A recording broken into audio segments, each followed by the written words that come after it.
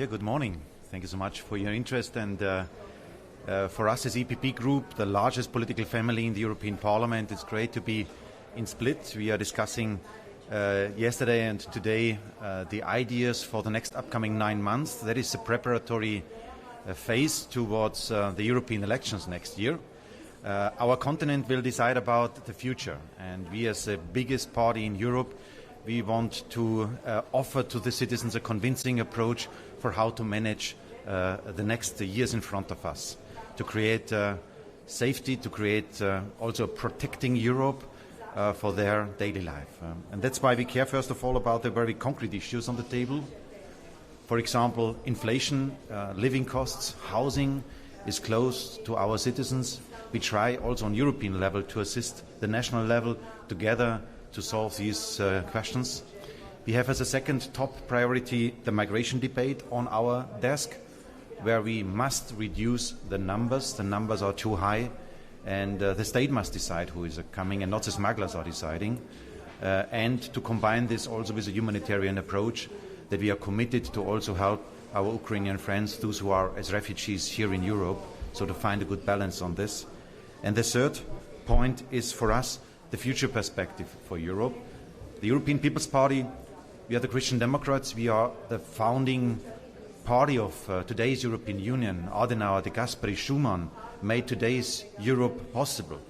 And our idea is now to offer also for the next years a convincing plan how to strengthen today's European Union, to continue our path. And for all these debates, it's great to be in Croatia, because Croatia is a perfect country for discussing these issues. I want to thank Andrej PLENKOVIĆ, the Prime Minister of Croatia, for his clear commitment, for his leadership.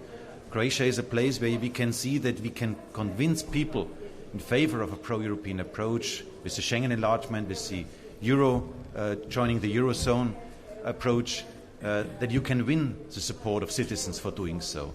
And this spirit of Croatia, this spirit of HDZ here in Croatia is a motivation for us on European level. And it shows also that partnership, national strong politicians and European embedded approach, especially having Andrej PLENKOVIĆ as Prime Minister in mind, that he is well connected, knows a lot of friends on European level, that is benefiting Croatia, and also Europe is benefiting out of this. That's why it's great to be in Croatia.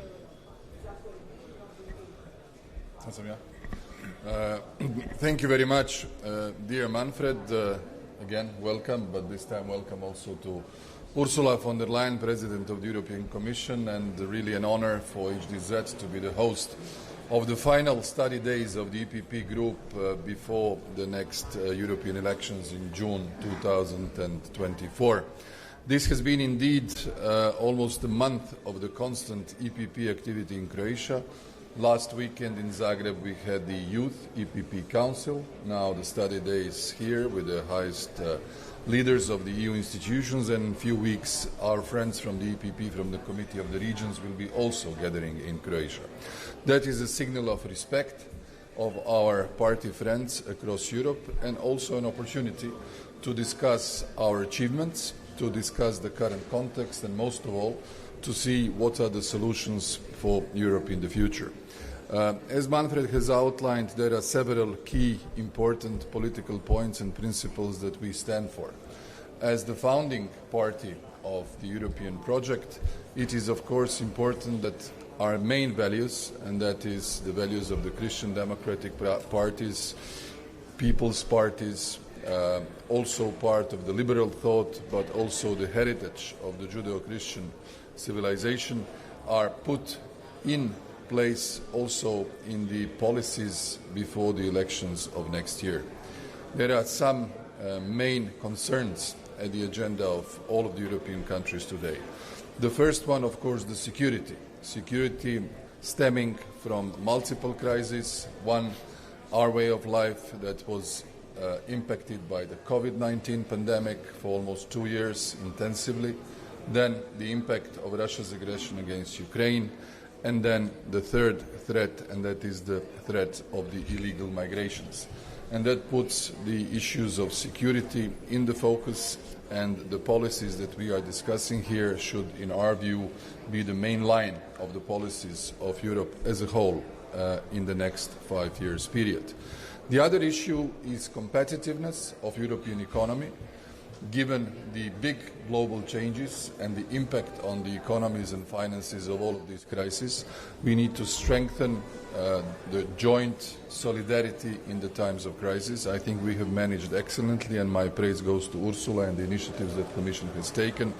I have many times said that COVID was a big problem, but the European Union came up with a big answer through the EU Next Generation, and in Croatia, having at our disposal more than 10 billion euros above the usual multi-annual financial framework funds gives us a chance to boost our economy, to set good targets on the critical infrastructural investments, but also to help us in keeping the social cohesion, something that was a top priority for my government, because I always said we will remain united and supportive to Ukraine as long as we manage to avoid the social fracture and keep the social peace in our own countries, and this is what we have attained so far.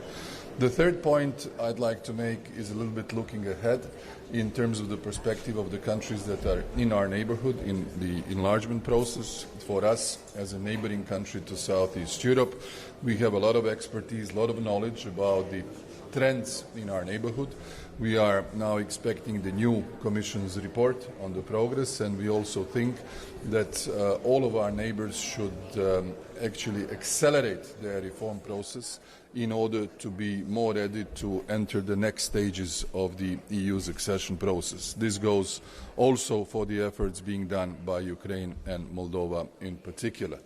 And of course, I think that a final point is how the EPP, as the sober mainstream party, should find answers for fighting demagogues. I wouldn't even call them the populists, but demagogues across the political spectrum. We all have them, whether they're in Croatia or in other European countries, with arguments. They're always using every single potential, not even a crisis, but let's say it's a topic, to attack the governments from the angle that they believe is useful for them, but at the same time never ever offering any solution to any real problem that the citizens or the economy is needing.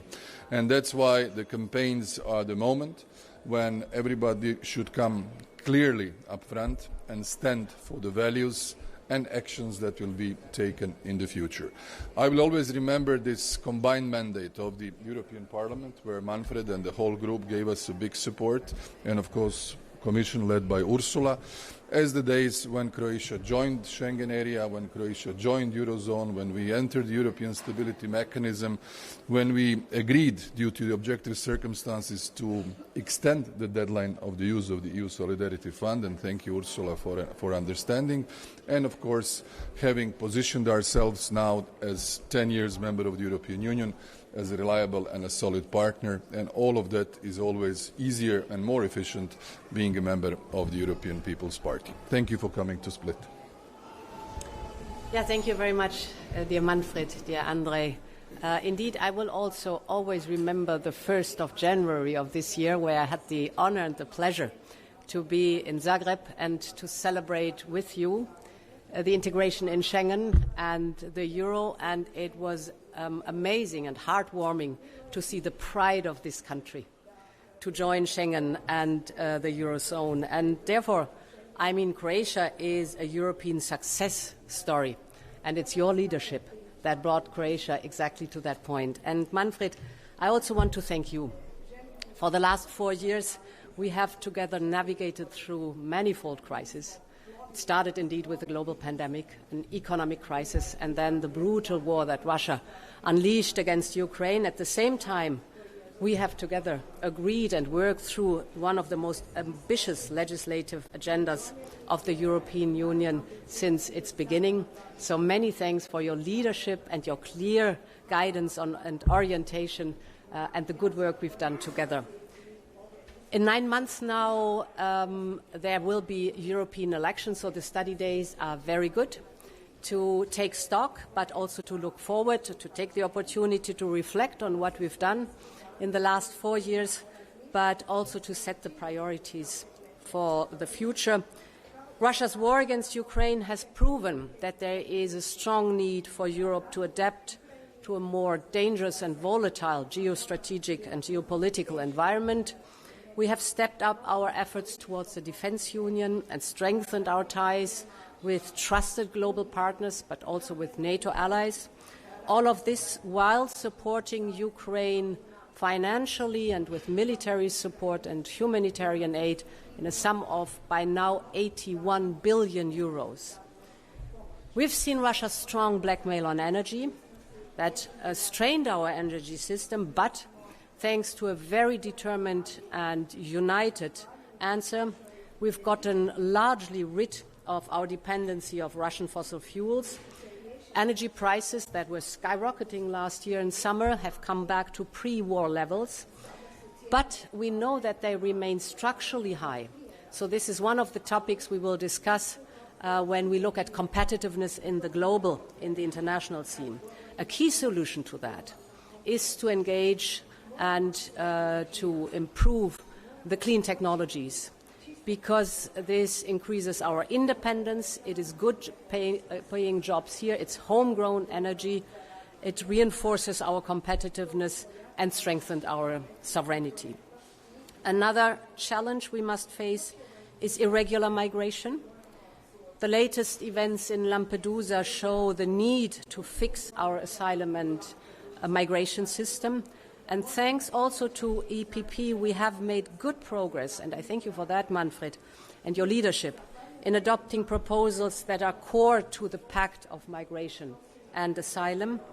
I strongly urge now the Member States to find agreement on the crisis regulation in the meeting of the Ministers for Home Affairs today. We must now finish the job. We must ensure proper implementation of the Migration and Asylum Pact then in the European Union. We need these common rules. And let me stress this. Our citizens, rightly so, expect that it is Europe that will decide who comes to us and under what circumstances, and not the traffickers and smugglers. As EPP, we know organized crime, and these are the traffickers and smugglers, must be fought. Finally, enlargement is indeed, we all three mentioned it's a topic that is very close to our heart. The past enlargement has been a great success for countries such as Croatia and a great benefit for the European Union. So we must replicate this with the current candidate countries. Of course, it's a merits-based process, but this requires simultaneously structural reforms in the candidate countries and a parallel track of reform on the side of the European Union. It is very important that we explain to our member states and to our citizens that in the new geostrategic environment, an enlargement, merits-based, is strengthening us and is necessary and beneficial for us. So, this is a view on the discussions we will have today. Many thanks again for the invitation. It's good to be back in Croatia, and it's good to be together here with our EPP. Thank you. Let's go to work.